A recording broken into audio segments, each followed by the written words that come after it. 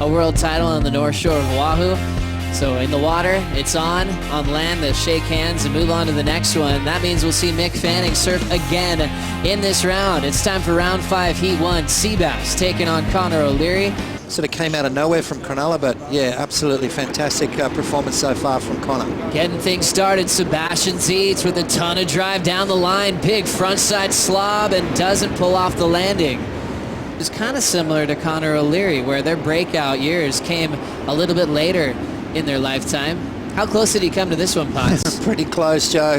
Beautiful slob grab, just a little bit too far up the board there.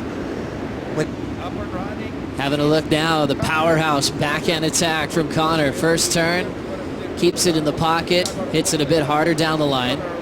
Has to do some setup work before the third maneuver, then frames it up under the lip for the finish. Nice, clean power surfing. Never going to go out of style. And Conor kind of finding his separation pots. We know he's got an air game. He's amazing on his front side. Straight off the bottom and into that first turn. He's got that incredible body rotation as body language, great style. And then watch this turn right here. Bang, 12 o'clock, straight up through the lip there. Undefined experience. They're taking down some of the biggest names on tour. Seabass looking for a big score. Throws it vertical and blowing the tail out. Wrapping cutback. He's got a low road bending towards him. There's that layback that he loves, but he won't get credit for it. Hold back. He doesn't go into that turn at 75%. It's 100% or nothing, which makes it exciting to watch. Through the roof on that wave. Now he just starts to do the rail work, finding this inside low road, as you said, and then just really hooking into it, but not pulling it off. So that's going to be an incomplete ride at the end. So he will get judged for what he did on that wave. And you're just waiting to see how many titles he'll end up with in his amazing career that's just getting started. Back to this one, Conor O'Leary, backhand float, but he's down. He did get the 6.5 for those 3 power moves. Those are good enough almost to win these heats. I mean, 2 judges threw 7 at that.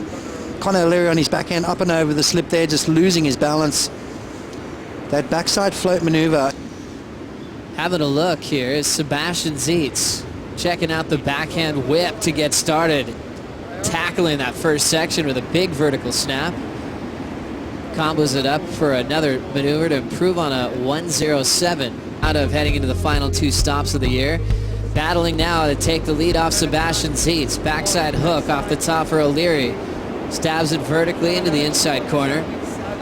Keeping that nice and easy flow together. Here comes the finish. Conor gets the completion out of that final turn and just needed a 307. Looks like we're going to have a seesaw battle here for that. Apply that pressure. That's kind of the tactical moves that you can make through heats to force your opponent into making mistakes. Beautiful opening maneuver. Nice second turn as well. So just milking it all the way through, joining the dots. Nice clean surf in there from Conor. And as you said, just needing a 3-pointer, so we will see a lead change. It's been his weapon of choice today. Bigger wave out the back, setting up for Sebastian Zietz. Pulls in on the takeoff. And looks like he's going to come out free. Stepping off quickly in the closeout section. A great read from the surfer from Kauai. Further up the board. So using that rocker as well to help them slow down. And Seabass comes out of a frothy barrel. So Conor did get the lead change, Joe. And now Seabass needing a 6.90, so solid score. Is that going to be enough? Haven't seen a lot of barrels over the last few heats, so keep all that kind of stuff at bay and just go out and surf a clinical heat. Easier said than done. Now looking at Conor O'Leary, big whip on the backhand. He's been loving these rights. Squares up vertically again. The rookie from Cronulla in Australia finds a finish way down the beach. A little power hack to get out of there. Needs a 5.61 on that wave. Strider Wasilewski on the beach, a fellow goofy foot. How'd you like Conor's performance there? This is the strategic part of Seabass's game that he's been working on. Using priority well when you have a lead with 2:30 on the clock. So we'll see how he ends up trying to hold Conor off.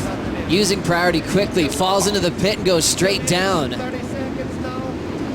We haven't seen him go left. We haven't seen some airs out of him. Here he goes.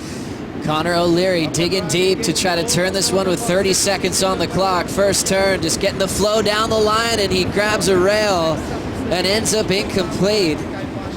So getting the opportunity with Seabass taking a closeout, ends up falling on that first move. And the rookie on tour will be knocked out with an equal 9th here in his first call-up at the MEO Rip Curl Pro. Finishing the round before the quarters, a solid result, getting some momentum into the Pipe Masters. The thing is, we still have Federico Moraes in the drop pots, and we'll see if he's going to take advantage of getting some space with that Rookie of the Year race. Wow. I don't know, I'm kind of sort of baffled at both those waves right there. Number one, for Seabass to leave the door open for Conor, and then for Conor not to capitalize